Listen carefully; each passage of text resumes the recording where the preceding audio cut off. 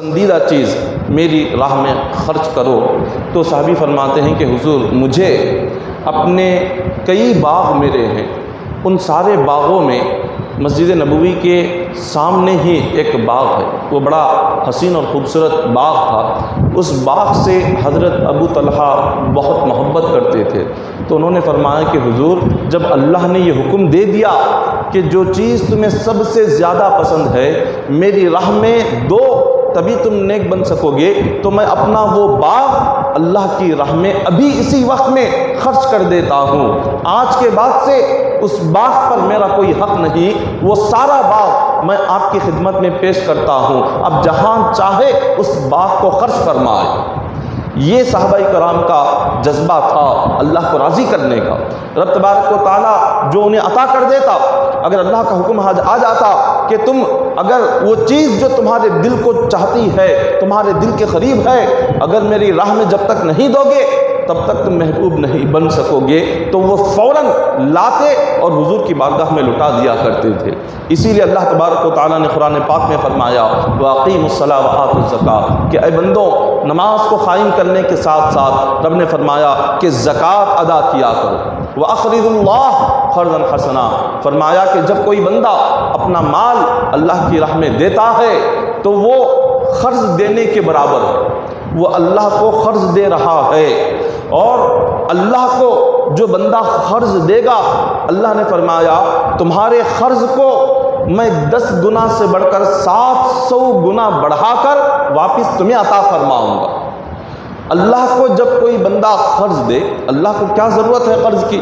اللہ تبارک و تعالیٰ تو ساری کائنات کو دینے والا، ساری کائنات کو پیدا کرنے والا، مگر وہ رب کہہ رہا ہے کہ اے بندو جب تم میری راہ میں دے رہے ہو تو یہ سمجھو کہ تم مجھے قرض دے رہے ہو، میں مالک ہوں، میں مالک ہو کر جب تم میری راہ میں دیتے ہو وہ مجھ پر قرض ہو جاتا ہے، اور جب مجھ پر کوئی قرض ہو جاتا ہے تو میں اس قرض کا بدلہ ایک نہیں عطا کرتا بلکہ اس قرض کا بدلہ میں تمہیں 700 گنا بڑھا کر عطا کرتا ہوں۔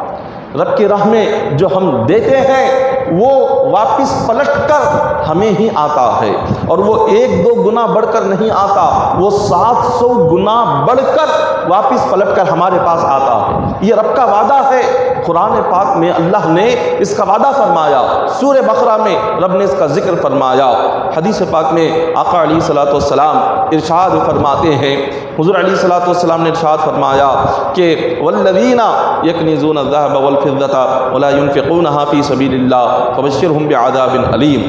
رب تبارک و تعالیٰ اپنے کلام پاک میں ارشاد فرماتے ہیں جو لوگ سونا اور چاندی جمع کر کے رکھتے ہیں اور اللہ کی راہ میں خرچ نہیں کرتے، وہ سونا بھی جماتے ہیں چاندی بھی جماتے ہیں اور ان کا دل اس بات کو گوارا نہیں کرتا کہ وہ اللہ کی راہ میں دے، ان کا دل اس بات کو پسند نہیں کرتا کہ وہ رب کی راہ میں قربان کرے، تو اللہ نے فرمایا کہ تم دنیا میں سونا چاندی جمع کر کے رکھتے ہو، مال اپنا جمع کر کے رکھتے ہو، روپیہ پیسہ جمع کر کے رکھتے ہو، اور جب زکوٰۃ دینے کی باری آتی ہے اگر تم اس کو ادا نہیں کرتے تو رب نے فرمایا تو تیار ہو جاؤ، تمہاری موت کے بعد تمہیں اسی مال کے ذریعے سے دردناک جہنم کا عذاب دیا جائے گا، تو تیار ہو جاؤ میرے عذاب کے لیے، تیار ہو جاؤ جہنم کی آگ کے لیے۔ اب یہ جہنم کا عذاب کیسے ہوگا، وہ عذاب کیا ہوگا، اللہ نے اس کا بھی ذکر فرمایا۔ وہ کیا ہوگا، بندے نے دنیا میں جتنا بھی مال وہ چھوڑا ہوا ہے، جتنا سونا وہ دنیا میں جمع کر کے گیا، جتنا چاندی دنیا میں اس نے جمع کیا، جتنا روپیہ پیسہ دنیا میں اس نے جمع کیا، اور اللہ کی راہ میں وہ صدقہ نہیں کیا، اس کی زکوٰۃ نہیں نکالی، تو اللہ کیا کرتا ہے، خدا قیامت کے دن اسی سارے مال کو جمع کر کے جہنم کی آگ میں پگھلاتا ہے۔ اس کا وہی سونا، اس کا وہی چاندی، اس کا وہی مال، اس کی وہی زمین، اس کی وہی جائیداد، اس کے وہی مکانات، خدا ساری چیزیں جمع کر کے جہنم کی آگ میں اس کو اچھی طرح سے جلاتا ہے، اس کو تپاتا ہے، جب وہ اچھی طرح سے جل جاتا ہے تو اللہ تبارک و تعالیٰ اس کی سونے اس کے تمام مال کی تختیاں بناتے ہیں، جہنم کی آگ کی تختیاں بنائی جائے گی، اس کے سونے کی تختیاں بنائی جائے گی، چاندی کی اس کی تختیاں بنائی جائے گی، اس کے مال و دولت کی تختیاں بنائی جائے گی، زمین و جائیداد کی تختیاں بنائی جائے گی۔ پھر اللہ تبارک و تعالیٰ فرشتوں کو حکم دیں گے کہ اس کی پیشانی کو اسی سونے سے جلاؤ، اسی سونا چاندی سے اس کی پیشانی کو جلایا جائے گا، پھر اس کے ہاتھوں کو جلایا جائے گا، اس کی پیٹھ کو جلایا جائے گا، اس کے جسم کے ایک ایک حصے کو اسی سونے چاندی سے داغا جائے گا، جلایا جاتا رہے گا، وہ چیختا رہے گا، چلاتا رہے گا۔ اللہ تعالیٰ اس بندے سے فرمائیں گے اے بندے چیخ کیوں رہا ہے، چلا کیوں رہا ہے؟ وہ بندہ عرض کرے گا کہ مولا اتنا دردناک عذاب یہ کیا ہے؟ خدا فرماتا ہے اے بندے یاد کر، دنیا میں جس مال کو تو جمع کر کر کے رکھتا تھا، دنیا میں جس سونے چاندی کو چھپا چھپا کر کے رکھتا تھا، دنیا میں جس مال سے اپنی جان سے زیادہ محبت کرتا تھا، میری راہ میں خیرات نہیں کرتا تھا، میری راہ میں زکوٰۃ نہیں دیتا تھا، میری راہ میں صدقہ نہیں دیتا تھا، آج وہی مال تیرے لیے عذاب بن رہا ہے۔ یہ وہی مال ہے جس کو تو جان سے زیادہ چاہتا تھا، یہ وہی مال ہے جس کی تو زکوٰۃ نہیں نکالتا تھا، آج یہی مال تیرے لیے عذاب بن گیا، آج یہی مال تیرے لیے جہنم کی آگ بن گئی، آج اسی مال سے تیری پیشانی جلائی جا رہی ہے، اسی مال سے تیرے ہاتھوں کو جلایا جا رہا ہے، اسی مال سے تیری پیٹھ کو جلایا جا رہا ہے۔ ارے جس مال کے لیے بندہ اپنی زندگی میں کیا کچھ نہیں کرتا، اب اللہ کی راہ میں اگر اس کو عطا نہیں کرتا، اللہ کی راہ میں اگر اس کو نہیں دیتا، وہی مال اس کے لیے جہنم کا ذریعہ بن جاتا ہے، وہی مال اس کے لیے عذاب کا ذریعہ بن جاتا ہے۔ حضرت ابو ہریرہ رضی اللہ تعالیٰ عنہ روایت کرتے ہیں کہ حضور علیہ الصلوۃ والسلام نے ارشاد فرمایا من آتاہ اللہ مالا، اللہ نے جس کو مال عطا کیا اور اس نے اپنے مال کی زکوٰۃ نہیں نکالی تو وہ مال قیامت کے دن ایک گنجا اژدہا بن کر آئے گا، ایک اژدہا بن کر آئے گا، اور وہ اژدہا کیسا کہ اس کا زہر اتنا سخت ہوگا، اتنا سخت ہوگا کہ اس زہر کی سختی کی وجہ سے، اس کے زہر کی زیادتی کی وجہ سے اس کے سر سے سارے بال چلے جائیں گے۔ جو اژدہا ہوتا ہے جس میں جتنا زیادہ زہر ہوتا ہے اس کے بال اتنے جھڑ جاتے ہیں۔ تو حضور نے فرمایا قیامت کے دن جو لوگ اپنی مال کی زکوٰۃ ادا نہیں کرتے، ایک ایسا اژدہا آئے گا کہ اس کے زہر کی وجہ سے اس کی جو سر کے بال ہوں گے وہ اس کے بال سارے کے سارے نکل گئے ہوں گے، اس کے بال اس کے زہر کی زیادتی کی وجہ سے جھڑ چکے ہوں گے۔ ایسا اژدہا اس کے گلے میں ڈالا جائے گا، اس کے گلے سے وہ لٹکتا رہے گا، وہ یقول، وہ کہے گا مولا یہ کیا ہے؟ ایسا اژدہا اتنا زیادہ زہر والا میرے گلے میں توق کی طرح ڈال دیا گیا، میرے گلے میں ایک ہار کی طرح پہنایا گیا، یہ کیا ہے؟ وہ اژدہا کہے گا انا مالک الذی کنزتہ فی الدنیا ولم تؤدی زکاتہ۔ وہ اژدہا کہتا ہے کہ اے بندے ڈر رہا کیوں ہے، گھبرا کیوں رہا ہے؟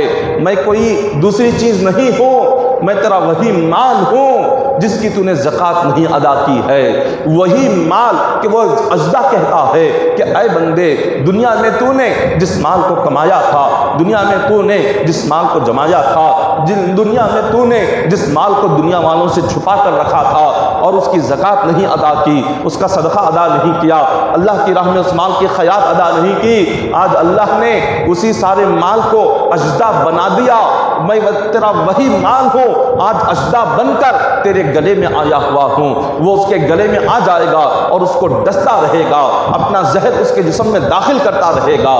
یہ بندے کا وہی مال ہے جس کو دنیا میں اس نے ہر قسم کی آفت سے بچایا، اپنی جان سے زیادہ اس کی حفاظت کی، مگر وہی مال اس کے لیے عذاب بن رہا ہے، وہی مال اس کے لیے جہنم کے ذریعہ بن رہا ہے، آگ کا ذریعہ بن رہا ہے۔ اللہ نے کلام پاک میں ارشاد فرمایا وَلَا يَحْسَبَنَّ الَّذِينَ يَبْخَلُونَ بِمَا آتَاهُمُ اللَّهُ مِنْ فَضْلِهِ هُوَ خَيْرًا لَهُمْ بَلْ هُوَ شَرٌّ لَهُمْ سَيُطَوَّقُونَ مَا بَخِلُوا بِهِ يَوْمَ الْقِيَامَةِ۔ رب تبارک و تعالیٰ نے فرمایا کہ وہ لوگ جو اپنے مال کو جمع کر کے رکھتے ہیں اور اللہ کی راہ میں خرچ نہیں کرتے، صدقہ نہیں کرتے، خیرات نہیں کرتے، رب نے فرمایا وہ ہرگز یہ نہ سمجھے کہ میری راہ میں خرچ نہ کر کے، وہ زکوٰۃ نہ دے کے، صدقہ خیرات نہ کر کے، وہ لوگ یہ نہ سمجھے کہ ان کے لیے اچھا ہے، ان کے لیے بہتر ہے، یہ صدقہ نہ کر کے زکوٰۃ نہ دے کر وہ یہ نہ سمجھے کہ ان کا مال بچ گیا،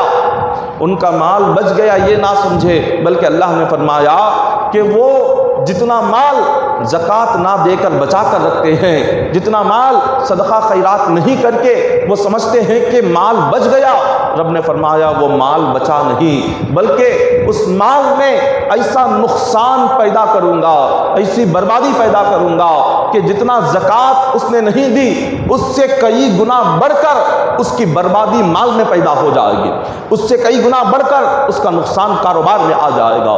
رب نے فرمایا سیطوقون، کہ اے بندو یاد رکھو جس مال کو تم نے جمع کر کے دنیا میں زکوٰۃ نہیں دی، صدقہ خیرات نہیں کیا، میں اسی مال کو طوق بناؤں گا، ہار بناؤں گا، اور جہنم کی آگ کا ہار بنا کر تمہارے گلوں میں قیامت کے دن ڈالوں گا۔ گلے میں اس مال کو ایک ہار بنا کر اللہ ڈالے گا۔ یہ اللہ تبارک و تعالیٰ نے اتنی دردناک عذاب رکھا ہوا ہے ان بندوں کے لیے جو رب کی راہ میں دنیا میں مال کو خرچ نہیں کرتے، صدقہ نہیں کرتے، خیرات نہیں کرتے، زکوٰۃ عطا نہیں کرتے، ان کے لیے ان کی دنیا میں بھی اللہ تعالیٰ انہیں عذاب عطا کرتا ہے، خبر میں بھی عذاب عطا کرتا ہے، قیامت کے دن بھی عذاب عطا کرتا ہے۔ حضور علیہ الصلوۃ والسلام فرماتے ہیں جس بندے کو اللہ نے مال عطا کیا ہو اور وہ اس مال کو رب کی راہ میں نہیں دیتا، اس مال کو اگر وہ زکوٰۃ ادا نہیں کرتا، خیرات نہیں کرتا، تو اللہ تبارک و تعالیٰ کیا کرتا ہے، قیامت کے دن اسی سارے مال کو، اس مال کو، سارے مال کو جہنم کی آگ میں جلا کر اس بندے کے جسم کو داغ دیا جائے گا۔ اس مال کو جلا کر اس کے جسم کو داغیں گے اور داغ دیتے جائیں گے، وہ چیخے گا تو کہیں گے کہ کیوں چیخ رہا ہے، یہ تو تیرا ہی مال ہے، یہ تو تیرا ہی مال ہے، تیرا ہی سونا ہے، تیرا ہی چاندی ہے، جو تو نے جمع کر کے آیا تھا رب کی راہ میں نہیں دیا، یہ تو وہی ہے، اس کے جلنے پر کیوں تجھے تکلیف ہو رہی ہے۔ اللہ تعالیٰ جیسے جیسے اس کا مال جلاتا جائے گا، اس مال کو جلا کر اس بندے کو داغ دیا جاتا رہے گا۔ جیسے ہی وہ آگ ٹھنڈی ہوگی اللہ کا حکم ہوگا پھر سے اس کے مال کو جلاؤ اور پھر سے اس کے مال کو جلا کر داغ دیو، داغ دیا جاتا رہے گا، وہ چیختا رہے گا۔ وَإِنَّا یہ کب ہوگا؟ قیامت کے دن، اور قیامت کا ایک دن 1000 سال کے برابر ہوگا۔ ایک دن قیامت کا 1000 سال کے برابر، اتنے 1000 سال تک اس بندے کو تکلیف دی جاتی رہے گی، جلایا جاتا رہے گا، صرف دنیاوی چند دنوں کے لیے جو ہم سوچتے ہیں، دنیاوی چند سال کی زندگی کے لیے جو ہم جماتے ہیں، اس کا عذاب ہزاروں سال ہمیں خبر میں قیامت میں دینا ہوگا۔ ہزاروں سال اس کا عذاب ہمیں دیا جائے گا، اس کی تکلیف بندے کو برداشت کرنی ہوگی۔ ایک اور روایت میں آتا ہے کہ حضور علیہ الصلوۃ والسلام فرماتے ہیں کہ جو شخص دنیا میں 5 چیزوں سے رک جاتا ہے، اللہ تعالیٰ 5 نعمتوں سے اسے روک لیتا ہے۔ 5 چیزیں اگر وہ ادا کرے گا اللہ کی 5 نعمتیں نصیب ہوگی، اگر 5 چیزیں نہیں کرے گا اللہ کی 5 نعمتیں نہیں ملے گی۔ وہ کیا ہے؟ فرمایا سب سے پہلے جو بندہ اپنے مال کی زکوٰۃ ادا نہیں کرتا، اللہ کی راہ میں اپنا مال خرچ نہیں کرتا، اللہ تعالیٰ اس مال کی حفاظت نہیں فرماتا، اس بندے کے مال کی حفاظت نہیں ہوتی، اس کے سونے چاندی کی حفاظت نہیں ہوتی، اس کے کاروبار اور تجارت کی حفاظت اللہ نہیں فرماتا۔ اگر اس نے اپنے مال کی زکوٰۃ نہ ادا کی ہو، اپنے مال کو صدقہ نہ کیا ہو، اپنے مال کو اس نے خیرات نہ کیا ہو، اس مال کی حفاظت ہرگز نہیں ہوگی۔ تو جب ہم یہ دیکھتے ہیں کہ کہیں پر کسی کا مال چوری ہو گیا، سونا چوری ہو گیا، چاندی چوری ہو گیا، تو سمجھ جائیں اس مال کی زکوٰۃ ادا نہیں کی ہے، تبھی تو وہ مال چوری ہوا ہے۔ کسی مال کو، سونے چاندی کو اگر کہیں وہ گم ہو جائے، کہیں انسان اس کو گما دے یا کوئی اس کو چوری کر لے، تو سمجھ جاؤ کہ اس سونے کی زکوٰۃ نہیں نکالی گئی، اسی لیے وہ گم ہو گیا، اسی لیے وہ چوری ہو گیا۔ اگر اس مال کی زکوٰۃ ادا کی ہوئی ہوتی تو اللہ خود اس سونے کی حفاظت فرماتے۔ اللہ نے فرمایا ہے کہ جس مال کی زکوٰۃ ادا کی جاتی ہے رب خود اس کی حفاظت فرماتے ہیں۔ اور جب کسی کاروبار میں اور کسی تجارت میں بندے کو کوئی نقصان آ جائے تو سمجھ جاؤ کہ اس نے اپنی تجارت، اپنے کاروبار، اپنی دکان کی زکوٰۃ ادا نہیں کی ہے، اپنی دکان کی اس نے زکوٰۃ ادا نہیں کی، تبھی اس کی تجارت میں نقصان پیدا ہو رہا ہے، اس کے کاروبار میں نقصان پیدا ہو رہا ہے، اس کو کہیں پر بھی منافع نہیں ہو رہا ہے۔ کیوں؟ اس لیے کہ اس نے اپنے دکان کی زکوٰۃ ادا نہیں کی ہے، اپنے کاروبار کی زکوٰۃ ادا نہیں کی ہے، اس لیے اللہ نے اس کے کاروبار میں نقصان پیدا فرما دیا۔ اور یہ تو پہلی چیز ہے۔ اور دوسرا فرماتے ہیں زمین سے جو چیزیں پیدا ہو، اگر کوئی شخص کسی شخص کی زمین ہو اور اس زمین سے آمدنی آتی ہو اور اس زمین سے پھل اگتے ہوں، اس زمین سے اناج اگتا ہو، تو اس پر بھی زکوٰۃ 10% نکالنی ہے۔ اس کی جتنی آمدنی ہوگی، اگر اس سے کمائی 1000 روپے کی ہو رہی ہے، کسی زمین سے پیدا ہونے والی چیزوں پر، یا کسی زمین سے اناج پیدا ہو، یا کسی زمین سے پھل پیدا ہو، اور اس سے آمدنی جتنی آ رہی ہے اس کے 10ویں حصے کی زکوٰۃ نکالنی ہے۔ اگر 1000 روپے کی آمدنی ہے، 100 روپے زکوٰۃ نکالنی ہوگی۔ جو بندہ اپنی زمین سے آنے والی آمدنی کا 10% حصہ وہ اللہ کی راہ میں زکوٰۃ میں نہیں دیتا، اللہ اس کی کمائی سے برکت کو اٹھا لیتا ہے، اس کی کمائی سے برکت ختم ہو جاتی ہے، اللہ کی رحمت ختم ہو جاتی ہے۔ اور تیسرا جو معاملہ ہے، حضور فرماتے ہیں جو بندہ صدقہ ادا نہیں کرتا، خیرات نہیں دیتا، تو اللہ تبارک و تعالیٰ اس کی زندگی کا سکون چھین لیتے ہیں، زندگی کا سکون چلا جاتا ہے، زندگی میں بندے کو خوشی نہیں ہوتی، سکون نہیں ملتا، کیونکہ اس نے صدقہ دینا چھوڑ دیا، خیرات کرنا چھوڑ دیا، اللہ کی راہ میں اپنا مال لٹانا اس نے چھوڑ دیا، تو اللہ تعالیٰ اس کی جو زندگی کا سکون ہے، وہ سکون اور وہ خوشی اللہ تبارک و تعالیٰ چھین لیتے ہیں۔ خوشی اور سکون اور سلامتی صدقے میں ہے، خیرات میں ہے، مال کی حفاظت زکوٰۃ میں ہے، رزق کی برکت اللہ کی راہ میں خرچ کرنے میں ہے۔ پھر اس کے بعد فرمایا چوتھی جو چیز ہے وہ یہ ہے، جو بندہ اپنے لیے دعا نہیں کرتا، اللہ کی راہ میں جو بندہ اپنے لیے دعا نہیں کرتا، اللہ تعالیٰ اس کی دعا کبھی قبول نہیں کرتا۔ بندے کو اپنے لیے دعا کرتے رہنا چاہیے، کیونکہ دعا عبادت کا مغز ہے، الدعاء مخ العبادہ، کہ دعا عبادت کا مغز ہے، کہ بندہ جب عبادت کرتا ہے، نماز پڑھتا ہے، روزہ رکھتا ہے، یہ مزدوری ہے، یہ کام ہے جو وہ اللہ کو راضی کرنے کے لیے کر رہا ہے۔ جب کوئی بندہ کام کرے، کام ختم ہونے کے بعد وہ مالک کے پاس جا کر مزدوری مانگتا ہے، تو جب ہم نماز پڑھ لیتے ہیں، کام ختم ہو گیا، اب دعا اللہ سے مزدوری مانگنے کی طرح ہے۔ اور جب کوئی بندہ کام کر کے مالک سے مزدوری نہ مانگے، تو مالک کیا کرتا ہے کہ جب مزدور خود آ کر اپنی مزدوری نہیں مانگ رہا ہے، تو پھر اس کو کیسے مزدوری ملے گی؟ اس کو اس کی محنت کا بدلہ کیسے ملے گا؟ اپنی محنت کا صلہ اس کو کیسے ملے گا؟ تو حضور نے فرمایا جب بندہ اپنے لیے دعا نہیں کرتا، اللہ اس کی دعا قبول نہیں کرتا۔ نماز جیسے عبادت ہے، روزہ جیسے عبادت ہے، اسی طرح دعا کرنا بھی عبادت ہے۔ عبادت جیسے ہی پوری ہو جائے، فوراً دعا کے لیے ہاتھ اٹھاؤ۔ اسی لیے حضور نے فرمایا کہ جب تم روزہ ہو، افطار سے پہلے جو تم اللہ کی بارگاہ میں دعا مانگو گے، اللہ تمہاری دعا یقیناً قبول فرمائیں گے، کیونکہ افطاری کا جو وقت ہے یہ محنت کے ختم ہونے کا وقت ہے، کام کے ختم ہونے کا وقت ہے، ابھی اللہ سے مزدوری مانگنے کا وقت ہے۔ جب افطار کا وقت آ جاتا ہے، ہم دعا کے لیے ہاتھ اٹھاتے ہیں، تو اللہ کی بارگاہ میں ہم یہ عرض کرتے ہیں کہ مولا، میں نے تیرے لیے صبح سے شام تک بھوکا رہا، پیاسا رہا، محنت میں نے کر لی، اب میری مزدوری مجھے عطا کر۔ تو رب فرماتا ہے کہ بندے تو مانگ، مجھ سے جو مانگتا ہے میں تیری ہر دعا کو قبول فرماؤں گا، تیری محنت کی مزدوری عطا کروں گا، بتا تجھے کیا چاہیے۔ تو جب بندہ افطار کے وقت میں دعا مانگے، یہ اس کی محنت کی مزدوری ہے جو اللہ اسے عطا فرماتے ہیں۔ اور جو بندہ دعا ہی نہیں مانگتا، جو بندہ دعا کرنا ہی چھوڑ دیا، تو اللہ بھی اس کی دعا کو قبول نہیں فرماتا۔ دعا مانگتے رہنا چاہیے، رب کی بارگاہ میں ہاتھ اٹھاتے رہنا چاہیے، رب کی بارگاہ میں گڑ گڑاتے رہنا چاہیے۔ پتہ نہیں کون سا وقت آ جائے اور اللہ ہماری دعا کو قبول فرما لے، پتہ نہیں کون سا وقت آ جائے کہ ہماری دعا سے ہماری تقدیریں بدل جائے۔ دعا ایک ایسی عبادت ہے کہ حضور نے فرمایا الدعاء یرد القضاء، کہ دعا ایسی عبادت ہے جو بندے کی تقدیر کو بدل دیتی ہے۔ تقدیر کو اگر کوئی چیز بدل سکتی ہے تو وہ دعا ہے۔ اگر ہم جتنا زیادہ رب کی بارگاہ میں ہاتھ اٹھاتے جائیں گے اتنا زیادہ اللہ کی نعمتیں نصیب ہو جائیں گی۔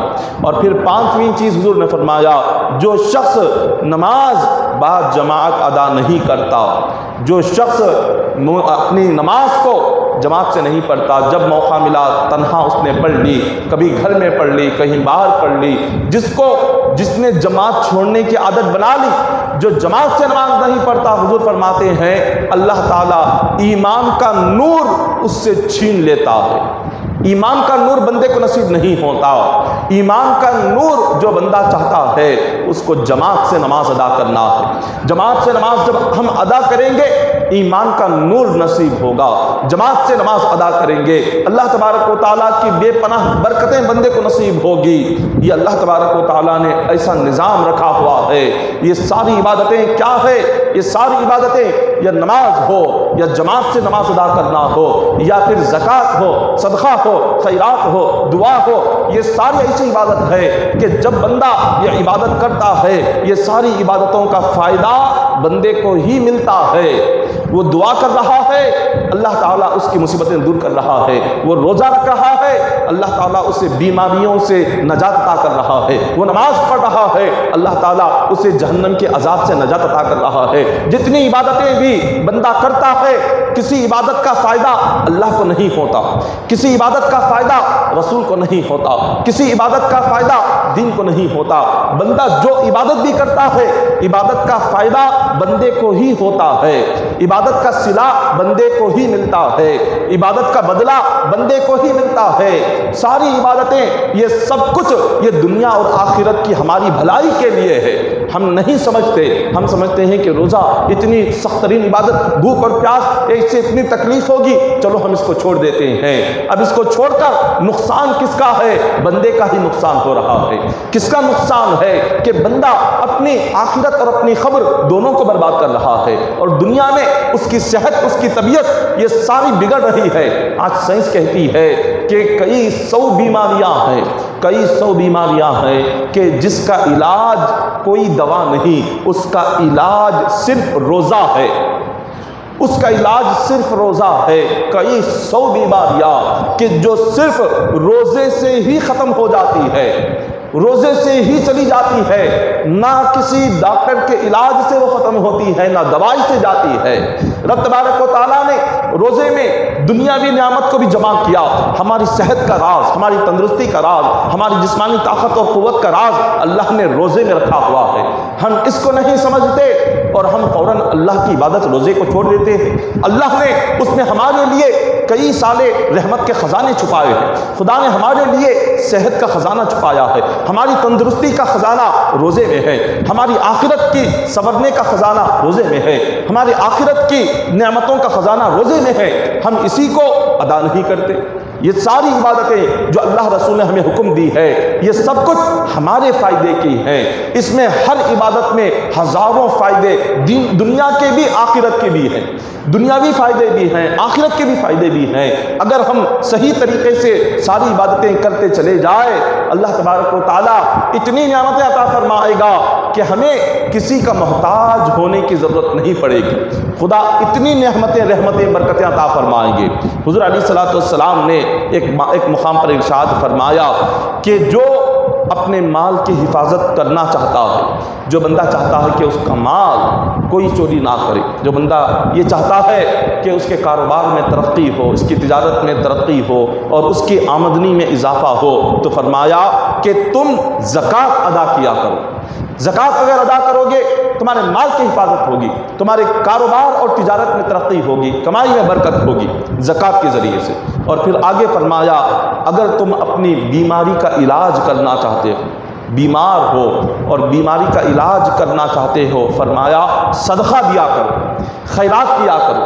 تم جتنا صدقہ دو گے، جتنا خیرات کرو گے، بیماریوں سے اللہ تمہیں اتنی حفاظت عطا فرمائے گا، بیماریوں سے اتنے محفوظ رہو گے، صدقے سے، خیرات سے۔ ایک حدیث پاک میں حضور فرماتے ہیں جب تم بیمار ہو جاؤ تو دوائی بعد میں کرنا، صدقہ خیرات پہلے کرنا، علاج بعد میں کرنا، دوائی بعد میں کھانا، پہلے صدقہ اور خیرات کرنا، اس لیے کہ تمہارے صدقہ اور خیرات کی برکت سے اللہ تعالیٰ اس میں غیبی طریقے سے شفا عطا فرمائے گا، غیبی طریقے سے تمہاری بیماریاں ختم ہو جائیں گی۔ تو حضور نے فرمایا اپنی بیماریوں کا علاج اگر چاہتے ہو تو صدقہ اور خیرات سے اپنے بیماروں کا علاج کیا کرو۔ اور آگے فرمایا اگر تم اپنی تکلیفوں کے وقت میں، مصیبتوں کے وقت میں، اپنی تکلیفیں، مصیبتیں، پریشانیاں، غم جو تمہاری زندگی میں آ رہے ہیں اس کو ختم کرنا چاہتے ہو، دعا کیا کرو۔ دعا سے تمہاری مشکلات حل ہوتے ہیں، دعا سے تمہاری زندگی کا غم چلا جاتا ہے، دعا سے تمہاری زندگی کی تمام تکالیف دور ہو جاتے ہیں، دعا سے تمہاری زندگی کی تنگدستیاں ختم ہو جاتی ہے۔ دعا مومن کا ہتھیار ہے، دعا مومن کا سہارا ہے، دعا بندہ اللہ سے نعمتیں مانگنے کا ذریعہ ہے، دعا ایک ایسا راستہ ہے جس سے بندے کو اللہ کی نعمت نصیب ہوتی ہے۔ ہم انہی تمام چیزوں کو جب نہیں کرتے تو پھر ہوتا کیا ہے؟ حضور نے 3 چیزوں کا ذکر فرمایا، صدقہ، خیرات، دعا، ایک زکوٰۃ کا اور ایک خیرات کا اور ایک دعا کا۔ یہ 3 چیزیں اگر ہم دنیا میں کر لیں گے نہ کبھی بیمار ہوں گے اور نہ کبھی مالی تکلیف آئے گی، نہ کبھی کاروبار میں نقصان ہوگا اور نہ ہی کوئی مشکل یا کوئی غم زندگی میں آئے گا۔ ان 3 چیزوں کی پابندی کر لے۔ حضرت امام حسن رضی اللہ تعالیٰ عنہ اپنے ساتھیوں کو حضور کی حدیث سنا رہے تھے، یہی حدیث سنا رہے تھے کہ جس میں حضور نے فرمایا کہ جو کوئی اپنے مال کی زکوٰۃ ادا کرے گا اللہ تعالیٰ اس کے مال کی حفاظت فرمائے گا۔ جب یہ حدیث سنا رہے تھے ایک عیسائی، یعنی عیسیٰ علیہ السلام کو ماننے والا جو کرسچن تھا، اس نے یہ حدیث سنی۔ یہ سن کر وہ سیدھے اپنے گھر گیا، اس کے پاس بہت سارا مال تھا، اس نے کیا کیا؟ اپنے مال کی زکوٰۃ نکالی۔ ابھی وہ عیسائی تھا، مسلمان نہیں بنا، عیسائی تھا، لیکن اس نے یہ حدیث سنی تھی، حضور نے کہہ دیا تھا کہ جو مال کی زکوٰۃ نکالے گا اللہ اس کے مال کی حفاظت فرمائے گا۔ اس نے سن لیا تھا، اس کو یقین ہو گیا کہ حضور نے کہا ہے تو بالکل حق ہے۔ تو اس نے کیا کیا؟ سیدھے گیا گھر جا کر وہ اپنے مال کی زکوٰۃ اس نے نکال دی، زکوٰۃ ادا کر دی، اور جو مال بچا ہوا تھا اس نے اپنے ساتھی کو بلایا اور وہ مال اس کے ہاتھ میں دیا، کہا کہ میرے پاس اتنی رقم ہے، اس رقم کو لو، اس سے کاروبار کرو، اس سے تجارت کرو، جتنا منافع آئے گا آدھا منافع مجھے دینا اور آدھا منافع تم رکھ لینا۔ اب اس کے ساتھی نے وہ مال لے لیا، وہ رقم لے لی، وہ رقم لے کر وہ تجارت کے لیے مدینہ سے مصر کو گیا۔ جب وہ مصر کو جا رہا تھا اس عیسائی نے یہ آزمانا چاہا، اس عیسائی نے حضور کے فرمان کو امتحان لینا چاہا کہ حضور نے فرمایا ہے کہ مال کی زکوٰۃ نکالو گے تو تمہارا مال محفوظ رہے گا۔ تو اس نے اپنے ساتھی کو اپنا مال دے کر بھیجا، اب امتحان لے رہا ہے، دیکھنا چاہتا ہے کہ میں نے مال کی زکوٰۃ تو نکالی، کیا میرے مال کی حفاظت ہوگی یا نہیں ہوگی، کیا میرا مال محفوظ رہے گا یا محفوظ نہیں رہے گا، اب اس کو آزمانا ہے۔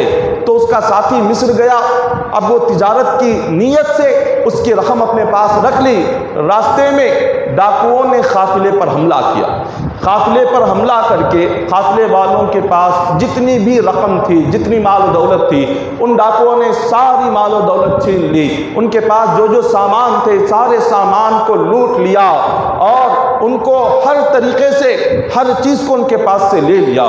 اب یہ جو عیسائی تھا، اس عیسائی کو ایک خط ملا قافلے والوں کی جانب سے کہ اس خط میں لکھا ہوا تھا کہ قافلہ جو تجارت کے لیے یہاں سے نکلا تھا، راستے میں ڈاکوؤں نے حملہ کیا، ہمارے پاس جو کچھ بھی ہم نے جمع کیا تھا وہ سب کچھ ان لوگوں نے لوٹ لیا، نہ کوئی رقم چھوڑی، نہ کوئی لباس چھوڑا، نہ کوئی سامان چھوڑا، سب کچھ ڈاکوؤں نے لوٹ لیا۔ اس نے جیسے ہی یہ خط پڑھا وہ جلال میں آ کر کھڑا ہو گیا، اس نے تلوار کھینچ لی، اس نے کہا کہ حضور علیہ الصلوۃ والسلام نے تو فرمایا تھا اگر وہ سچے نبی ہیں تو میرے مال کی زکوٰۃ میں نے نکالی، میرا مال برباد نہیں ہونا چاہیے تھا، میرے مال پر ڈاکو حملہ نہیں کرنا چاہیے تھا، میرا مال صحیح سلامتی کے ساتھ رہتا، لیکن میں نے مال کی زکوٰۃ نکالنے کے باوجود بھی ڈاکوؤں نے میرے مال پر حملہ کیا اور میرے مال کو انہوں نے چھین لیا، میرا مال تو برباد ہو گیا، میری ساری رقم تو برباد ہو گئی۔ یہ کیا؟ یہ تو اس کا مطلب حضور علیہ الصلوۃ والسلام نے نعوذ باللہ جھوٹ کہا ہے۔ یہ کہہ کر وہ بڑا غصے میں آیا، اپنی تلوار کھینچ لی، آقا علیہ الصلوۃ والسلام کو قتل کرنے کی نیت سے اپنے گھر سے نکلا۔ جیسے ہی دہلیز پر آیا تو اچانک ایک دوسرا خط آتا ہے، اس نے اپنا دوسرا پیغام دیکھا، اس کے ساتھی کی طرف سے تھا، جس ساتھی کو اس نے اپنا مال دے کر بھیجا تھا، اپنی رقم دے کر بھیجی تھی، اس ساتھی نے پیغام بھیجا تھا، ساتھی نے لکھا ہوا تھا کہ اے میرے دوست، میں نے تمہاری رقم لے کر جو قافلے کے لیے نکلا ہوا تھا، میں قافلے سے تھوڑی سی پیچھے تھا، جتنے قافلے والے تھے ڈاکوؤں نے سب کا مال لوٹ لیا، لیکن صرف میرا ایک مال محفوظ رہ گیا، میرا 1 روپیہ بھی کسی ڈاکو نے نہیں لوٹا ہے۔ میں بالکل تھوڑا سا پیچھے تھا، کسی ڈاکو کی نظر مجھ پر نہیں پڑی، کسی چور کی نظر مجھ پر نہیں پڑی، اور کسی نے نہ میری جان پر اثر کیا، نہ کسی نے مجھے مارا، نہ مجھ پر حملہ کیا، نہ اس نے میرے مال کو دیکھا، نہ میرا 1 روپیہ نکالا۔ میں جیسے تھا، جیسے گھر سے نکلتے وقت میں صحیح سلامتی کے ساتھ تھا، ویسے ہی آج بھی میں صحیح سلامتی کے ساتھ ہوں، تیری رقم بھی صحیح سلامتی کے ساتھ ہے، تیری رقم کو کچھ نہیں ہوا، تیرے مال کو کچھ نہیں ہوا۔ اس عیسائی نے جیسے ہی یہ پیغام پڑھا، اپنے ہاتھ میں تلوار لیا ہوا تھا، تلوار کو پھینک دیا، حضور علیہ الصلوۃ والسلام کی بارگاہ میں دوڑتا ہوا گیا، مصطفیٰ کے قدموں میں پڑھ کر کلمہ پڑھ کے مسلمان بن گیا۔ اس نے کہا کہ حضور، میں نے صرف ایک حدیث پاک سنی تھی جس میں آپ نے فرمایا تھا کہ زکوٰۃ سے مال کی حفاظت ہوتی ہے، میں نے اس کو آزمایا، آزما کر میں نے دیکھا تو اللہ نے، ابھی میں مسلمان بھی نہیں ہوا، کلمہ بھی نہیں پڑھا، میں کافر و مشرک ہوں، میں عیسائی ہوں، جب ایک کافر اور مشرک اپنے مال کی زکوٰۃ نکالے، اللہ اس کے مال کی بھی حفاظت فرماتا ہے۔ اگر کوئی ایمان والا بندہ اللہ کی راہ میں اپنے مال کی زکوٰۃ نکالے تو مولا یقیناً اس کی جان و مال کی حفاظت فرماتے ہیں۔ جب کافر کے مال کی اللہ حفاظت کر رہا ہے تو مومن کے مال کی تو مولا یقیناً ضرور حفاظت فرماتے ہیں، لیکن سچے دل سے بندے کو دینا چاہیے۔ حضور علیہ الصلوۃ والسلام نے ارشاد فرمایا، حضور فرماتے ہیں کہ قیامت کے دن اللہ تبارک و تعالی، حضور نے فرمایا کہ میں نے دیکھا کہ قیامت کے دن جو لوگ جہنم میں ہوں گے، مالدار جہنم میں بہت زیادہ ہوں گے، اور فقیر اور محتاج تنگدست دنیا میں بھوکے پیاس سے تنگدستی میں زندگی گزارنے والے یہ جنت میں زیادہ ہوں گے۔ صحابہ کرام سے پوچھا گیا حضور وہ کیسے؟ تو حضور نے فرمایا کہ مالداروں کو ان کے مال نے گناہوں میں لگا دیا، مالداروں کو ان کے مال نے سود پر لگا دیا، مالداروں کو ان کے مال نے نماز ادا کرنے نہیں دی، ان کے مال کی محبت نے زکوٰۃ ادا کرنے نہیں دی، ان کے مال کی حرص اور لالچ نے انہیں دین پر عمل کرنے نہیں دیا۔ وہ مال کی محبت میں، حرص میں، لالچ میں وہ اتنا ڈوب گئے کہ موت آنے تک نہ انہیں اپنی خبر کی فکر ہوئی، نہ اپنی موت کی فکر ہوئی، نہ اللہ کو راضی کرنے کی کبھی فکر ہوئی۔ ان کے مال نے انہیں دنیاوی دلدل میں، دنیا کی گندگی میں ڈبو دیا۔ اسی وجہ سے اللہ نے زیادہ سے زیادہ قیامت کے دن مالداروں کو جہنم میں داخل فرمایا، اور جو تنگدست تھے، محتاج تھے، مفلس تھے، مجبور تھے، دنیا میں بھوکے پیاسے زندگی گزارتے تھے مگر اللہ کی عبادت کو نہیں چھوڑتے تھے، وہ تنگدست ہونے کے باوجود، وہ محتاج ہونے کے باوجود، وہ بھوکے پیاسے ہونے کے باوجود نماز کی پابندی کیا کرتے تھے، روزے کی پابندی کیا کرتے تھے، اپنی طاقت کے لحاظ سے صدقہ کرتے تھے، خیرات کرتے تھے، اپنی غریبی کی وجہ سے انہوں نے کبھی دین کو نہیں چھوڑا، اپنی غریبی کی وجہ سے کبھی انہوں نے نماز کو نہیں چھوڑا، اپنی تنگدستی کی وجہ سے کبھی انہوں نے روزہ نہیں چھوڑا۔ اللہ تبارک و تعالیٰ ایسے غریبوں اور مسکینوں کو جنت میں بہت جلد داخل فرماتا ہے، اور بہت جلد تیزی کے ساتھ داخل فرماتا ہے۔ حضور نے فرمایا کہ قیامت کا جب دن ہوگا، حساب و کتاب شروع ہوگا، تو مالدار جب حساب و کتاب دینے لگ جائیں گے تو ان کا حساب ہوتے ہوتے 500 سال لگ جائیں گے، اور اس امت کے جو غریب اور تنگدست ہوں گے وہ 500 سال پہلے جنت میں داخل ہو جائیں گے، اس لیے کہ ان کے پاس حساب دینے کے لیے کچھ تھا ہی نہیں۔ حساب دینے کے لیے اگر کچھ ہو تو حساب دیتے، اور جو اگر کچھ ہو ہی نہیں تو کیا حساب دیں گے؟ تو وہ اپنی عبادت، اپنی اطاعت، اپنی نماز، اپنے روزے کی وجہ سے وہ بہت جلد 500 سال پہلے مالداروں سے جنت میں داخل ہو جائیں گے، اور مالدار اپنا حساب دینے لگ جائے گا۔ اس کا حساب ہوگا کہاں سے لایا، کس طرح خرچ کیا، کہاں خرچ کیا، کیوں خرچ کیا۔ اس کا جب حساب شروع ہوگا، اس حساب کو دیتے دیتے 1 سال 2 سال نہیں 500 سال لگ جائیں گے۔ 500 سال اتنا وقت لگے گا۔ انسان اپنی زندگی میں اس کی ضرورت کتنی ہوتی ہے، وہ کھاتا کتنا ہے، وہ اپنی زندگی میں بندہ جتنا بھی کمائے اس کی ضرورت صرف 1-2-3 روٹی سے زیادہ نہیں ہوتی، اس کی بھوک 2-3 روٹی پر ختم ہو جاتی ہے، اور اس کے بعد اس نے جو کچھ بھی جمع کیا، جو کچھ بھی رکھا، وہ اپنے بعد والوں کے لیے ہے، لیکن حساب اس کو پورا دینا ہے۔ اس نے 1000 روپے اگر کمائے اور زندگی میں اس نے 200 روپے ہی خرچ کیے، 800 چھوڑ کر دنیا میں چلا گیا، تو اس کو حساب صرف 200 کا نہیں، اس کو حساب 1000 کا دینا ہے۔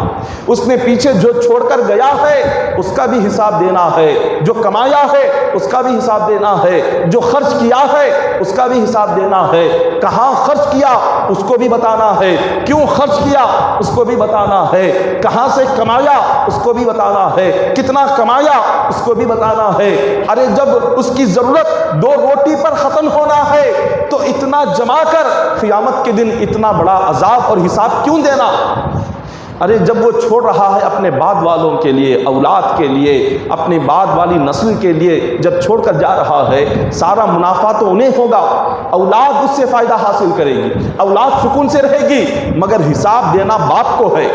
باپ نے جمایا اور رکھ کر دنیا سے چلا گیا تو حساب دینا اولاد کو نہیں ہے۔ وہ جتنا جمع کر رکھ کر دنیا میں جا رہا ہے، بعد والے اس کی میت پر اولاد آ کر فاتحہ پڑھنے والی نہیں ہوتی، خبر پر اولاد آ کر درود پڑھنے والی نہیں ہوتی، اولاد اپنے والد کے نام سے 100 روپے خرچ کرنے والی نہیں ہوتی۔ ایسی اولاد کے لیے زندگی بھر کما کر چھوڑ کر جاتے ہیں اور اس کا حساب باپ کو دینا پڑ رہا ہے، اس کا عذاب باپ کو ہوگا۔ اس نے جس طریقے سے بھی کمایا، اپنے اولاد کے لیے حرام طریقے سے کمایا تو اولاد کو حساب نہیں دینا ہے، باپ کو حساب دینا ہے۔ ارے جس مال کا اس نے فائدہ اٹھایا ہی نہیں، اس نے اس مال سے کچھ لیا ہی نہیں، خالی جمع کیا، جمع کر کے گیا اور جا کر جہنم میں عذاب لے رہا ہے۔ محنت سے کمایا، اپنی دنیاوی زندگی کا آرام چھوڑ دیا، سونا چھوڑ دیا، کھانا چھوڑ دیا، پینا چھوڑ دیا، اس مال کو کمانے میں، جمانے میں، اولاد کے لیے، بچوں کے لیے، آنے والی نسلوں کے لیے اس سے کوئی فائدہ نہیں اٹھایا، اس کا 1 روپیہ نہیں کھایا، جمع کر کے رکھا، لیکن خبر میں جا کر اسی مال کی وجہ سے عذاب ہو رہا ہے۔ دنیا میں بھی محنت کی اور خبر میں جا کر محنت کا بدلہ کیا؟ عذاب جہنم۔ دنیا میں بھی محنت کی لیکن اس کا بدلہ کیا؟ خبر کو آگ سے بھر دیا جاتا ہے۔ اس کا بدلہ کیا؟ ایک سانپ گلے میں ڈال دیا جاتا ہے، وہ سانپ ڈستے رہتا ہے، وہ اژدھا اسے مارتے رہتا ہے، اسے کہتے رہتا ہے یاد کر جو تو دنیا میں چھوڑ کر آیا ہے، میں تیرا وہی مال ہوں، میں تیرا وہی سونا ہوں، تیرا وہی چاندی ہوں، تیری وہی رقم ہوں، تیرے وہی زمین و جائیداد ہوں، جس کو تو نے دنیا میں چھوڑا، جس کو خیرات نہیں کیا، خرچ نہیں کیا، اللہ کی راہ میں دیا نہیں، زکوٰۃ نہیں دی، صدقہ نہیں دی، اللہ نے آج مجھے اژدھا بنا کر تیرے گلے میں ڈالا ہے، کیوں پریشان ہوتا ہے؟ بڑی محبت سے تو دنیا میں رکھ کر گیا، آج کیوں پریشان ہوتا ہے؟ میں وہی مال ہوں جو تجھے ڈستا رہتا ہوں، قیامت تک خبر میں ڈستا رہے گا، قیامت کے دن بھی ڈستا رہے گا۔ اللہ اکبر! یہ کیسا آج ہم کیسی غفلت میں زندگی گزار رہے ہیں، آج ہم کیسی لاپرواہی میں زندگی گزار رہے ہیں، آج ہمیں فکر ہی نہیں ہے کہ جس مال کو ہم دنیا میں رکھ کر جاتے ہیں اس کا حساب ہمیں قبر میں کتنا سخت دینا ہوگا، کیسا حساب ہوگا۔ اس مال کی محبت نے بڑے بڑے عبادت گزاروں کی عبادت کو برباد کر دیا۔ بڑے بڑے عبادت گزار مال کی محبت میں آ کر حرص اور لالچ، مال کے حرص اور لالچ میں آ کر ان کی آخرت اور دنیا دونوں برباد ہو گئی، کچھ نہیں بچا۔ اس لیے کہ حضور علیہ الصلوۃ والسلام فرماتے ہیں اپنے دل میں مال کی حرص پیدا ہونے مت دو۔ مال کی حرص اگر دل میں پیدا ہو گئی یہ کبھی ختم نہیں ہوتی، مال کا حرص کبھی ختم نہیں ہوتا۔ حضور فرماتے ہیں انسان کے اندر اتنی حرص ہوتی ہے اگر اللہ تعالیٰ اس کو ایک سونے کا پہاڑ بھی دے دے تو انسان یہ چاہے گا کہ مجھے دوسرا پہاڑ چاہیے۔ وہ ایک پہاڑ کو لے کر نہیں رکے گا، وہ کہے گا کہ ایک ہی پہاڑ سونے کا کیوں، ایک اور پہاڑ بھی مل گیا تو بہت اچھا ہوگا۔ تو حضور فرماتے ہیں انسان کی حرص قبر کی مٹی سے ہی مٹ سکتی ہے۔ جب قبر کی مٹی اس کی میت پر پڑتی ہے تبھی اس کی حرص جاتی ہے، اس وقت تک اس کی حرص دل سے نہیں جاتی، اس کا لالچ دل سے ختم نہیں ہوتا۔ یہی لالچ قارون کو برباد کر دیا۔ قارون کون تھا؟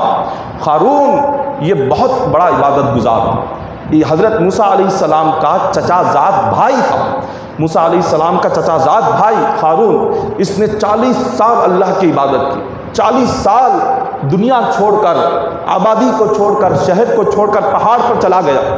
پہاڑ پر جا کر 40 سال اللہ کی عبادت کی قارون نے، بڑا متقی پرہیزگار۔ اللہ نے موسیٰ علیہ السلام پر جو تورات نازل فرمائی وہ تورات کا حافظ تھا۔ کسی بھی قوم میں، کسی بھی امت میں اس کتاب کے حافظ نہیں ہوتے تھے، مگر جو قارون تھا موسیٰ علیہ السلام پر اللہ نے جو تورات نازل کی اس تورات کا حافظ تھا، بغیر دیکھے ساری تورات پڑھتا تھا۔ 40 سال پہاڑ پر جا کر اللہ کی عبادت کی، اتنا متقی پرہیزگار بندہ، اس کے پاس کچھ نہیں تھا، کچھ نہیں، بالکل وہ تنگ دست مجبور ایسی حالت میں تھا۔ حضرت موسیٰ علیہ السلام کے ساتھ آیا، دین کی خدمت کرنے لگا۔ موسیٰ علیہ السلام سے کہا آپ اللہ کے نبی ہیں، آپ دعا کریں اللہ تعالیٰ مجھے مال عطا فرمائے، میں بڑا تنگ دست ہوں، پریشان حال ہوں، مصیبت زدہ ہوں، میری زندگی میں کافی پریشانیاں ہیں، اگر آپ دعا کریں گے اللہ نبی کی دعا ضرور قبول فرماتا ہے اور مجھے مال عطا کرے گا، میری زندگی کی تکلیفیں دور ہو جائیں گی۔ حضرت موسیٰ علیہ السلام نے اس کے حق میں دعا فرمائی۔ جیسی آپ نے دعا کی، موسیٰ علیہ السلام کی دعا کے صدقے میں اللہ نے قارون کو مال عطا فرمایا، اور جب مال اللہ نے عطا کیا تو نبی کی دعا تھی، اور اللہ نے اتنا مال عطا کیا کہ اللہ نے قرآن پاک میں اس کا ذکر فرمایا، ان قارون کان من قوم موسیٰ فبغى علیہم وآتیناہ من الکنوز ما ان مفاتحہ لتنوء بالعصبۃ اولي القوۃ اذ قال له قومہ لا تفرح۔ اللہ نے اتنا مال عطا فرمایا کہ اس نے اپنے خزانے کی چابیوں کو اٹھانے کے لیے 70 اونٹ مقرر کیے ہوئے تھے۔ 70 اونٹ اس کے خزانے نہیں اٹھاتے تھے، اس کے خزانوں کی چابیاں اٹھایا کرتے تھے۔ جب خزانے کی چابیاں 70 اونٹ اٹھاتے ہو تو اندازہ لگائیں خزانے کتنے ہوں گے اس کے۔ جب اس نے دیکھا کہ یہ 70 اونٹوں پر بھی اس کے خزانے کی چابیاں یہ اٹھا نہیں پا رہے ہیں، یہ اور بڑھ رہی ہے، چابیوں کا وزن اتنا بڑھ رہا ہے، تو اس نے کیا کیا، لوہے کی چابیوں کی بجائے لکڑی کی چابیاں بنائی تاکہ اس کا وزن ہلکا ہو جائے۔ لکڑی کی چابیاں جب اس نے بنائی تو لکڑی کی چابیاں بنانے کے باوجود بھی 70 اونٹ مل کر اس کے خزانے کی چابیوں کو اٹھا نہیں سکتے تھے۔ اتنا خزانہ اس نے جمع کیا تھا، اللہ نے اتنا مال عطا فرمایا تھا۔ جب اتنا خزانہ جمع ہو گیا، جب اپنی قوم پر نکلتا تھا، ایسی شان اس کی ہوتی تھی کہ وہ 4000 سپاہیوں کو اپنے ساتھ لے کر قوم کے سامنے نکلتا تھا۔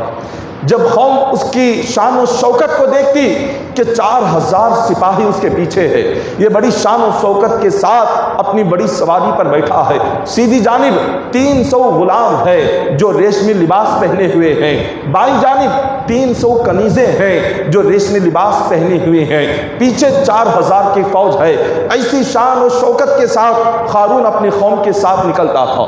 اللہ تبارک و تعالیٰ نے موسیٰ علیہ السلام سے فرمایا کہ اے موسیٰ، تمہاری دعا پر میں نے قارون کو اتنی مال و دولت عطا کی، جا کر اس سے کہو کہ اب میرا حکم ہے کہ وہ زکوٰۃ ادا کرے۔ حضرت موسیٰ علیہ السلام آئے، فرمایا کہ اے قارون، میری دعا سے اللہ نے تجھے اتنی مال و دولت عطا کی، اب اللہ کا حکم ہے اس مال کی زکوٰۃ ادا کر۔ اس نے کہا کہ اے موسیٰ، مال کی زکوٰۃ ادا کروں، یہ کیسے ہوگا؟ یہ میں ہرگز نہیں کر سکتا۔ اس نے انکار کر دیا، کیونکہ آج ہم پر جو مال کی زکوٰۃ ہے امت محمدیہ پر وہ 2.5% ہے، یعنی 1 لاکھ پر ہمارے لیے زکوٰۃ 2,500 روپے ہے۔ مگر بنی اسرائیل جو قوم ہے، اس قوم پر 1 لاکھ پر 2,500 زکوٰۃ نہیں تھی، بلکہ 1 لاکھ پر 25,000 روپے زکوٰۃ نکالنا ان پر فرض تھا۔ 1 لاکھ پر 25,000 روپے، اور ہمارے لیے صرف اور صرف 2,500، اور اتنا نکالنا بھی ہمارے لیے بڑا مشکل ہو جاتا ہے۔ اتنا چھوٹی سی رقم نکالنا ہمارے لیے بڑا مشکل۔ تو جب قارون نے دیکھا کہ مال کا 25واں حصہ نکالنا ہے اور اتنی بڑی دولت ہے، تو اس کو بہت بڑا نظر آ گیا۔ اس نے کہا کہ موسیٰ میں اتنا نہیں نکال سکتا۔ تو موسیٰ علیہ السلام نے کہا کہ چل، اگر اتنا نہیں نکال سکتا، 1,000 میں جو 250 روپے تجھے نکالنا ہے اتنا نہیں نکال سکتا، تو کم از کم 1000 میں 1 روپیہ نکال، 1000 میں سے 1 روپیہ نکال۔ تو اس نے اس بات کو قبول کر لیا۔ قبول کر کے جب 1,000 سے اس نے 1 روپیہ نکالا، تو وہ بھی ایک پہاڑ کے برابر ہو گیا۔ اتنا خزانہ، اتنی مال و دولت تھی، اگر 1,000 میں سے بھی 1 روپیہ وہ زکوٰۃ کا نکالتا گیا، اور نکالنے کے بعد جب اس نے جمع کر کے دیکھا، وہ بھی ایک پہاڑ کے برابر اتنی دولت جمع ہو گئی۔ تو اب اس کی نیت یہ ہو گئی کہ میں اتنا زیادہ مال کیوں دوں؟ میں نے اتنی محنت سے میں نے کمایا، جمع کیا، اب میں اس کو کیوں دوں؟ اس نے اللہ کی نعمت کو بھول گیا کہ وہ کچھ نہیں تھا، رب نے اس کو عطا کیا، وہ کچھ نہیں تھا، موسیٰ علیہ السلام کی دعا سے اس کو ملا۔ تو اس نے آ کر ایک دن موسیٰ علیہ السلام سے فرمایا، قال انما اوتیتہ علی علم عندی۔ اس نے کہا کہ موسیٰ، میں اپنے مال کی زکوٰۃ نہیں ادا کروں گا، میں نہیں دوں گا۔ موسیٰ علیہ السلام نے پوچھا کہ کیوں؟ یہ تو میری دعا سے اللہ نے تجھے عطا کیا، اللہ کا دیا ہوا مال ہے، مال اللہ کا ہے، اسی مال سے اگر 1,000 سے 1 درہم اللہ خود تجھ سے مانگ رہا ہے، سارا سب کچھ تو اسی کا ہے، اسی کے مال سے اس کی راہ میں دینے کے لیے تجھے کیا تکلیف ہے؟ اس نے کہا کہ یہ آپ کیا کہہ رہے ہیں؟ آپ کی دعا سے مجھے نہیں ملا۔ وہ کہنے لگا، میری محنت سے میں نے کمایا ہے۔ جیسے آج ہم کہتے ہیں کہ میں نے اپنی محنت کر کے اتنا کمایا، اتنا جمایا، میرے علم سے میں نے کمایا۔ اس نے بھی یہی کہا کہ یہ جو مال میرے پاس آیا ہے، یہ آپ کی دعا سے نہیں آیا، یہ اللہ کا دیا ہوا نہیں، میں نے محنت کی، میری محنت سے میں نے کمایا ہے، میری محنت سے میں نے جمایا ہے، میری قابلیت سے، میرے علم سے، میری صلاحیت سے میں نے اس مال کو کما کر جما کر اپنے پاس رکھا ہوا ہے۔ اب اتنی محنت سے کمایا ہوا مال آپ کے کہنے پر اللہ کی راہ میں کیسے دے دوں؟ میں نہیں دوں گا۔ اس نے دینے سے انکار کر دیا، نہیں دوں گا، انکار کر دیا۔ اب اس نے کیا سازش کی؟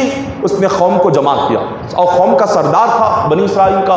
اس نے اپنی قوم سے کہا کہ دیکھو، موسیٰ علیہ السلام تمہارے مال کو تم سے چھیننا چاہتے ہیں، تمہارے مال پر قبضہ کرنا چاہتے ہیں، تم اس پر کیا چاہتے ہو؟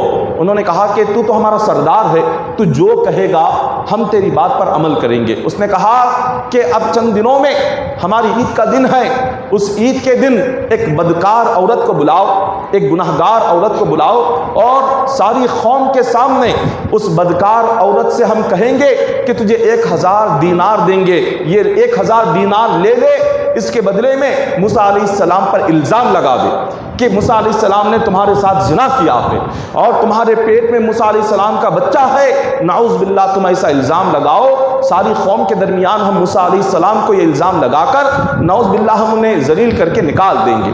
اس نے ایسی سازش کی، ایک نبی پر الزام لگانا، نبی پر الزام کتنی بڑی بات ہے، لیکن اتنا بڑا گناہ قارون کرنے سے پیچھے نہیں ہٹا، کیونکہ اس کے دل میں مال کی محبت تھی، اپنا مال بچانا تھا، اپنی دولت بچانی تھی، اس کو مال دینا نہیں تھا۔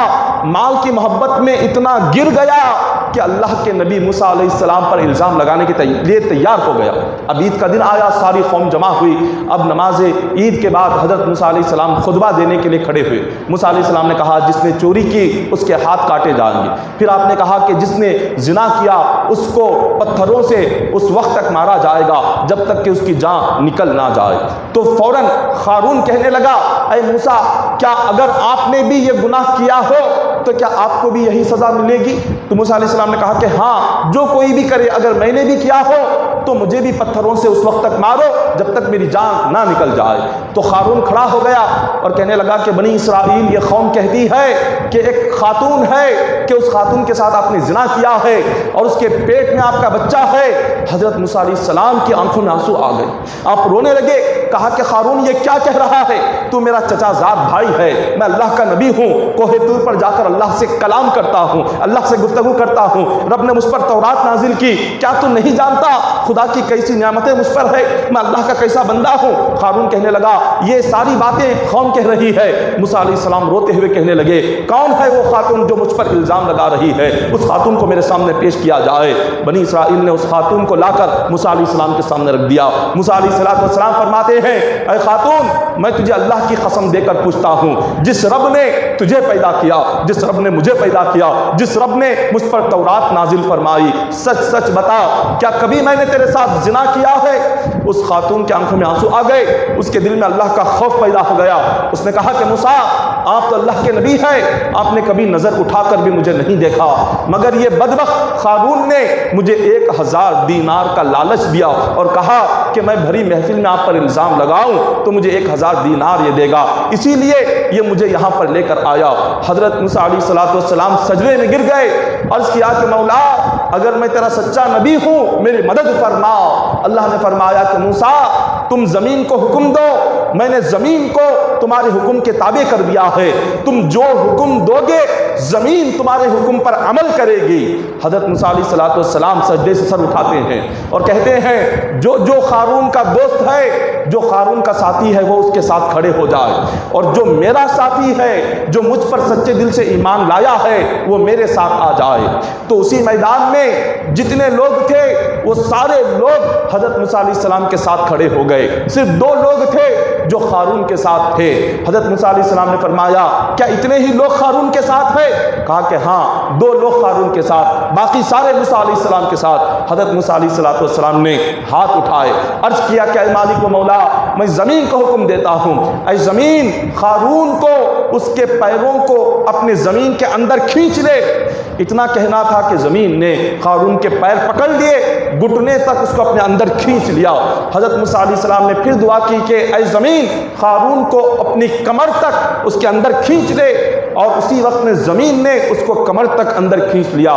پھر آپ نے دعا کی کہ اے زمین قارون کو اور اپنے اندر کھینچ لے، تو اس کو اس کے گلے تک زمین نے اندر کھینچ لیا۔ پھر آپ نے حکم دیا اے زمین اس کو مکمل اپنے اندر لے لے، تو زندہ زمین نے اس کو اپنے اندر پورے طور سے کھینچ لیا۔ قارون زمین کے اندر دھس گیا، اب زمین کے اندر چلا گیا۔ بنی اسرائیل قوم کہنے لگی کہ موسیٰ علیہ السلام قارون کو بد دعا تو کر دیے اور قارون زمین میں دھس گیا، اب اس کے خزانوں کا کیا حال ہوگا؟ اس کے اتنے خزانے یہاں پر رکھے ہوئے ہیں، اس کے اتنے محلات یہاں پر ہے، موسیٰ علیہ السلام اس کے خزانوں پر قبضہ کرنا چاہتے ہیں، اس کے محلات پر قبضہ کرنا چاہتے ہیں، اسی لیے قارون کے حق میں بد دعا کی۔ تو موسیٰ علیہ السلام نے دعا کی، پھر ہاتھ اٹھائے، عرض کیا کہ مولا قارون نے زمین پر جتنے خزانے اور یہ محل رکھے ہیں اس کے خزانوں کو، اس کے محل کو قارون کے ساتھ زمین میں دھسا دے۔ تو زمین پر اس کے جتنے خزانے اور محل تھے اللہ نے ان تمام محلوں کو، تمام خزانوں کو قارون کے ساتھ زمین کے اندر دھسا دیا۔ اب حضور فرماتے ہیں موسیٰ علیہ السلام کا زمانہ گزر کے آج تک کم و بیش 4-5 ہزار سال ہو گئے، لیکن آج بھی قارون ہر دن ایک انسان کی لمبائی کے برابر زمین کے اندر دھستا جاتا ہے، ہر دن وہ ایک انسان کی لمبائی کے برابر زمین کے اندر دھس رہا ہے، اور قیامت تک وہ اور اس کا مال اور اس کے خزانے زمین کے اندر دھستے چلے جائیں گے۔ یہ اللہ کا عذاب نازل ہوا قارون پر، کس لیے کہ اس نے مال کی محبت میں زکوٰۃ ادا کرنے سے انکار کر دیا۔ جو حال قارون کا ہوا وہی حال جو بندہ اس امت میں بھی زکوٰۃ ادا نہ کرے اللہ تعالیٰ اس پر بھی عذاب نازل فرماتا ہے۔ آج بھی اگر ہم اللہ کی راہ میں زکوٰۃ نہ دے، خیرات نہ کرے، صدقہ نہ کرے تو ہم پر بھی اللہ کا عذاب نازل ہوتا ہے۔ اس زمانے کا عذاب کچھ اور تھا، اس زمانے میں عذاب زمین میں دھسا کر اللہ نے نازل کیا، مگر اس زمانے کا عذاب یہ ہے جو بندہ اللہ نے اس کو خرچ کرنے کی طاقت دی، صدقہ کرنے کی طاقت دی، خیرات کرنے کی طاقت دی، غریبوں مسکینوں کی مدد کرنے کی طاقت دی، اس کے باوجود اپنا مال جمع کر کے رکھتا ہے، اللہ تبارک و تعالیٰ اس مال کو، جو مال خیرات سے نہیں نکلتا، اللہ اس مال کو بیماریوں سے نکال دیتا ہے۔ جو مال اللہ کی راہ میں صدقے سے نہیں نکلتا، اللہ تعالیٰ اس مال کو دوائیوں میں نکال دیتا ہے، ڈاکٹروں میں نکال دیتا ہے، ہاسپٹلوں میں نکال دیتا ہے۔ کوئی آفت، کوئی پریشانی ایسی آ جاتی ہے کہ بیٹھے بیٹھے لاکھوں روپے چلے جاتے ہیں۔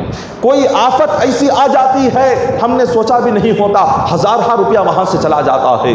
کوئی تکلیف، کوئی حادثہ ایسا ہو جاتا ہے کہ ہم نہ چاہتے ہوئے بھی لاکھوں ہزاروں روپے وہاں پر ڈال کر آ جاتے ہیں۔ یہ کیا ہے؟ اللہ کا عذاب ہے، کیونکہ ہم نے اللہ کی راہ میں دیا نہیں، خرچ نہیں کیا، صدقہ نہیں کیا، خیرات نہیں کیا، مال کی زکوٰۃ ادا نہیں نکالی، تو اللہ تبارک و تعالیٰ نے اس کے نکلنے کا راستہ یہاں سے بنا دیا۔ صحت چلی جاتی ہے، تندرستی چلی جاتی ہے۔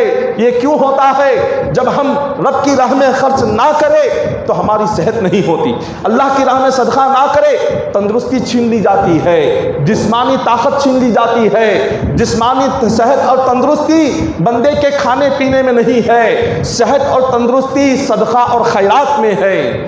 زندگی کا سکون مال و دولت میں نہیں ہے، زندگی کا سکون اللہ کی راہ میں خرچ کرنے میں ہے۔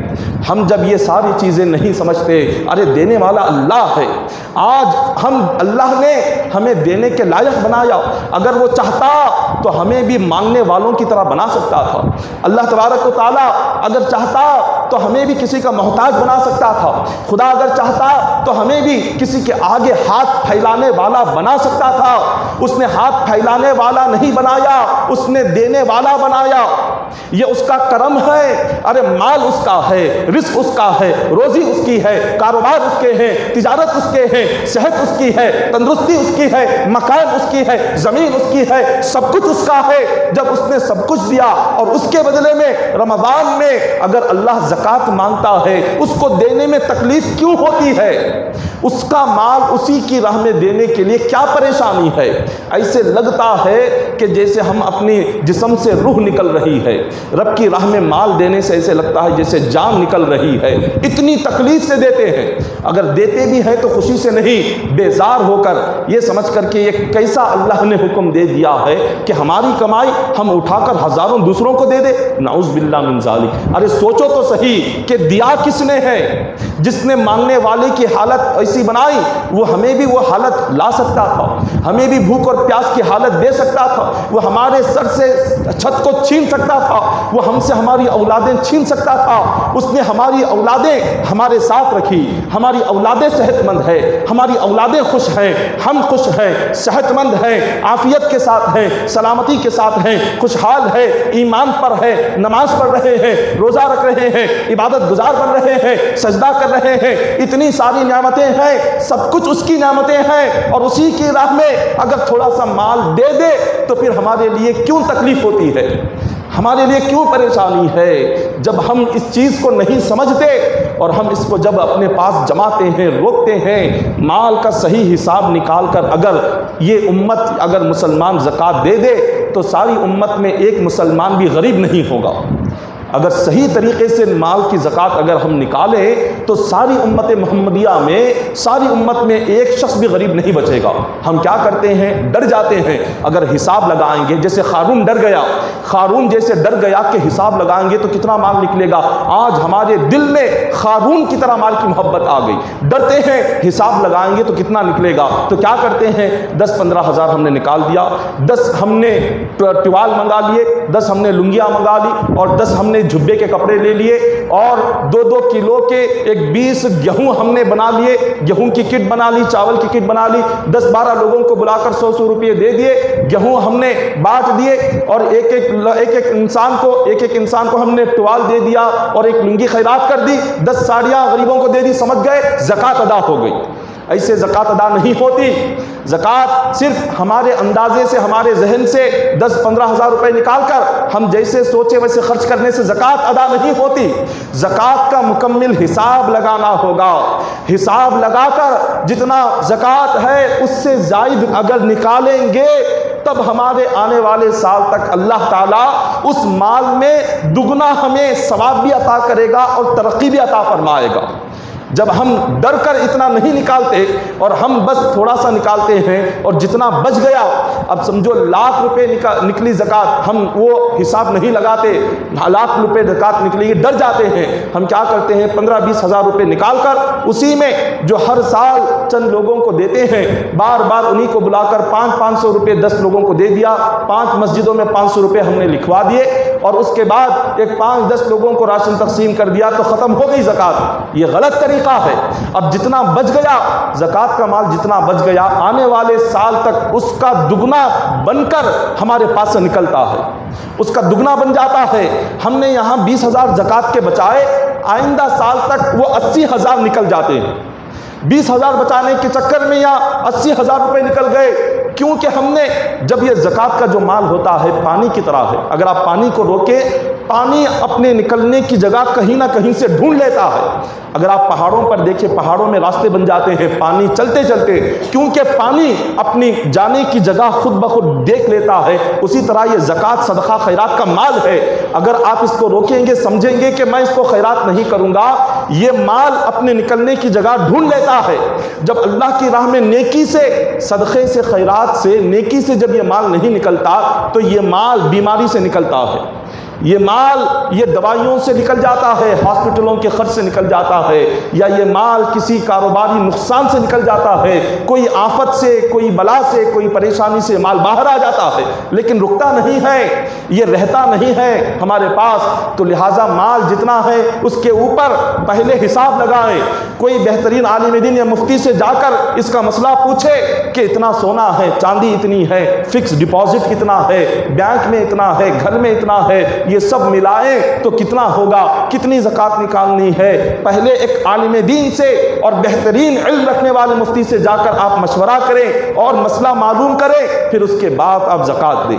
ایسا نہیں کہ ہر سال جس کو دیے ہیں انہی کو دینا ہے، یہ ایک غلط طریقہ ہے کہ ہم ہر سال انہی کو دیتے آ رہے ہیں، وہ آ جاتے ہیں آپ دے جاتے ہیں۔ ارے پہلے ان کی حالت بہت زیادہ مشکلات اور پریشانی میں تھے، لیکن بعد میں ان کی اولادیں کمانے لگ جاتی ہیں، وہ اچھی حالت میں آ جاتے ہیں، لیکن پھر بھی انہی کو لے جا کر زکوٰۃ دیتے ہیں۔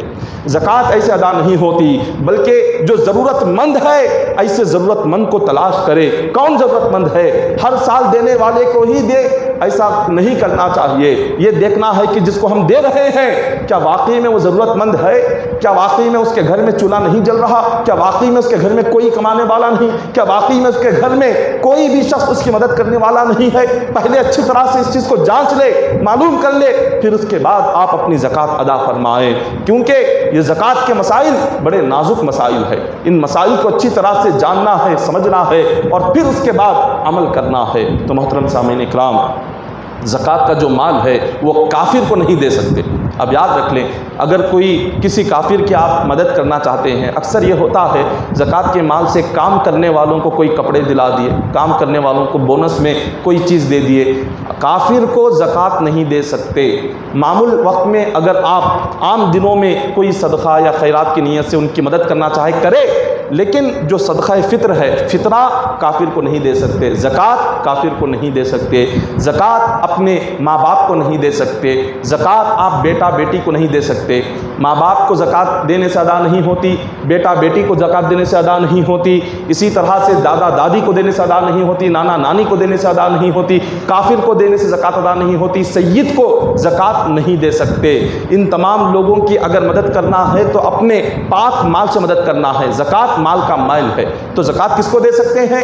آپ اپنے بھائی کو، اگر وہ غریب ہے، تندرست ہے، پریشان حال ہے اور بہت زیادہ محتاج ہے تو بھائی کو دے سکتے ہیں، بہن کو دے سکتے ہیں، ان کی اولاد کو، بھانجے کو، بھانجی کو، نواسے کو، نواسی کو، اور ان کے علاوہ چچا زاد بھائی کو، چچیرے بھائی کو، ممیرے بھائی کو، خلیرے بھائی کو، ان تمام لوگوں کو زکوٰۃ دے سکتے ہیں، اگرچہ کہ وہ ضرورت مند ہو تبھی زکوٰۃ دے سکتے ہیں، جائز ہے۔ اور آپ کافر کے لیے رقم ادا نہ کریں۔ یہ زکوٰۃ کے مسائل ہے، انشاءاللہ اس پر عمل کرے۔ دعا ہے کہ اللہ تعالی ہم تمام کو کہنے سننے سے بڑھ کر عمل کرنے کی توفیق عطا فرمائے۔ اللہ تبارک و تعالی ہم تمام کو زکوٰۃ کے مسائل سمجھنے، اس پر عمل کرنے کی توفیق عطا فرمائے، اور ہم میں سے ہر ایک کو مولا اپنی راہ میں صدقہ خیرات کرنے کی توفیق عطا فرمائے۔ آمین۔ وآخر دعوانا الحمد للہ رب العالمین۔